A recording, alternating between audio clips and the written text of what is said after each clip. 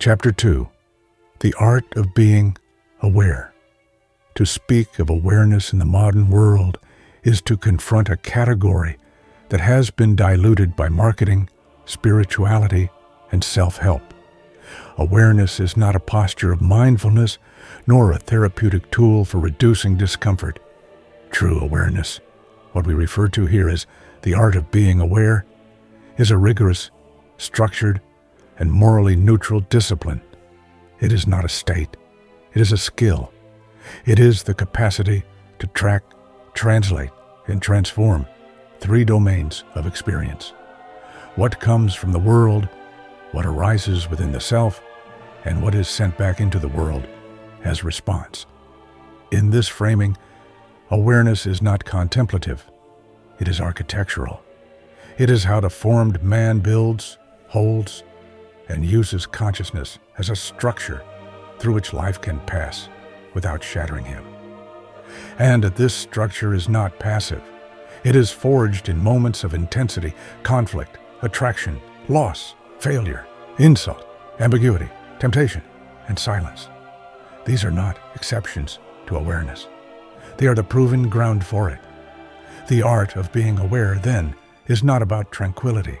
It is about capacity, the ability to receive external inputs, a word, an event, a gesture, a judgment, without letting it deform the center, the ability to notice internal movements, anger, lust, shame, fear, without automatically identifying with them.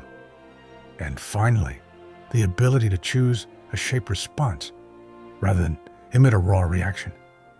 This tripartite structure, input, inner rise, output, is the fundamental loop of being. And it appears in multiple traditions. In Stoic ethics, we find Epictetus teaching, it's not what happens to you, but how you react to it that matters. In Buddhist thought, particularly in the Satipatthana Sutta, awareness is broken into observation of the body, feelings, mind, and mind objects, a schema of structured attention. In modern psychology, Viktor Frankl offers the clearest secular articulation. Between stimulus and response, there is a space. In that space is our power to choose our response. In our response lies our growth and our freedom. The formed man cultivates that space. He builds within himself the ability to hold sensation, insult, and desire without collapse. He does not pretend to be unfeeling. He feels deeply, but he does not act from feeling alone. He filters, he decodes, he listens. Not because he is passive, but because he knows that raw reactivity leads to incoherence. And incoherence, not pain, is what weakens form. To become aware in this way requires confrontation. You must know what triggers you. You must know what seduces you. You must know what humiliates you. And you must be able to track how these enter the system and attempt to override it. This is the vigilance that the Greeks called sophrosin, self-governance in the face of excess, not repression, not numbness, structure. And structure requires memory. The man who cannot remember how he collapsed will collapse again. The art of being aware is also the art of integrating experience. You observe, you reflect, you internalize, and you update. Awareness without memory is a cycle of error. Awareness with memory becomes the foundation of character. What then is the role of awareness in the philosophical formation of the self? It is the regulator between input and expression. It is what gives coherence to your being across time. It is what makes you recognizable to yourself. And this is not merely psychological. It is metaphysical. To be coherent is to act with form.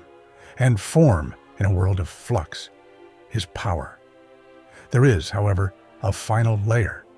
Awareness must also include the awareness of awareness, the capacity to observe one's own pattern of observation. This is what Foucault called the technologies of the self, the disciplined operations through which a subject forms itself as a moral, social, and aesthetic agent.